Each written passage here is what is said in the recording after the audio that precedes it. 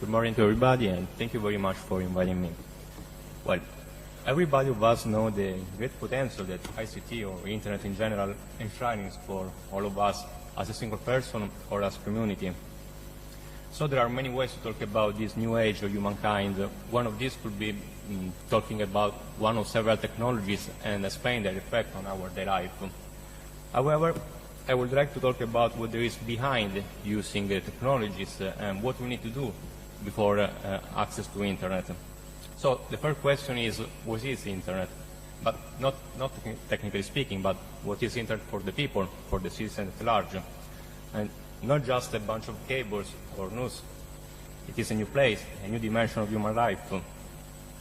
Usually, Internet is referred to as a social media, as something even the most powerful mass media. And it's true, because Internet has found one of the most important democratic rights, our freedom of speech.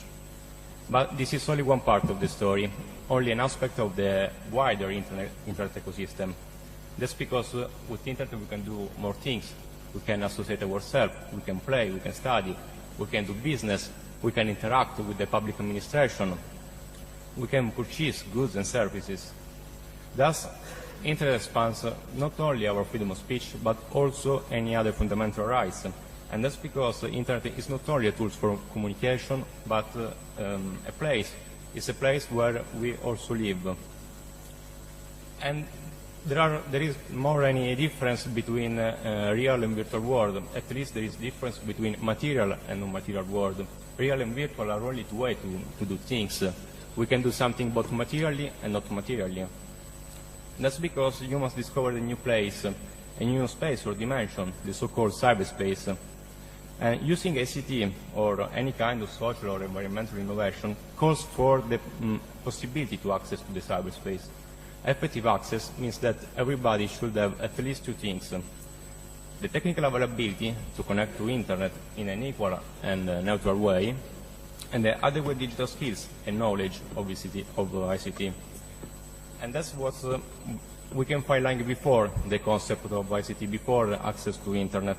In order to achieve a real digital inclusion, or the so-called democracy, e-citizenry, and so on, we have to recognize two important principles.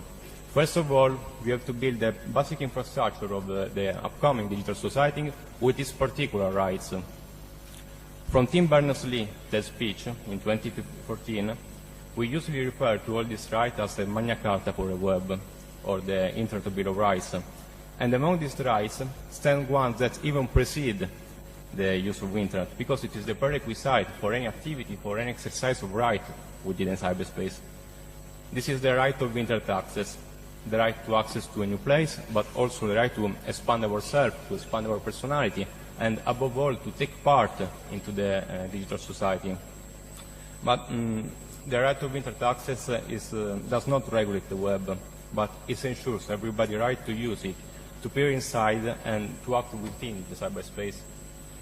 This right is not a technical role on the Internet mode of operation, but it's a social or juridical role in order to give us the possibility to take part in the society. Now, depending on how you design this right, you can either strengthen or weaken the guarantee for people using the Internet. That's the reason, because there are lots of statements about this right. Nevertheless, we don't need to ensure any generically intended access to Internet, but we have to ensure an effective access to Internet. In order to do so, it's not just enough to say everybody can use the Internet to express themselves, or nobody can hinder the freedom to Internet access. We also have to take a stand and declare that your right to Internet access is guaranteed by impartial third party, and the access is equal for all. In juridical terms, we should design this right not as a simple freedom, but as a social law.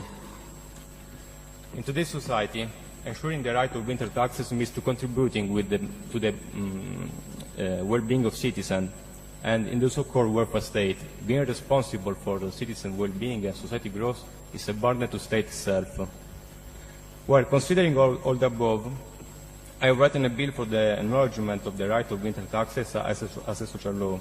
I propose such a bill to the Italian Parliament as to insert it into the Italian Constitution as an Article 34 bis. Luckily, the Italian Parliament started the examination of this proposal on December 2015. Unfortunately, we are still waiting for its final decision, and I must have to admit I don't know if there will be any final decision. But apart from that, in my humble opinion, the first step for the building the future society is the recognition of such right.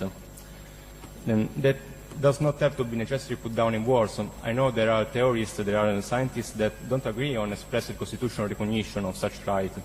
But as I say, I reckon it's better to take care of this right and to act as if there were, act as to implement it.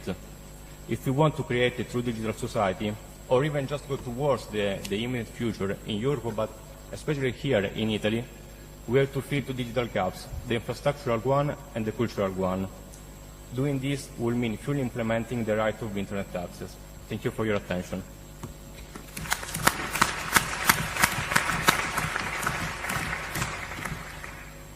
Thank you very much for the presentation.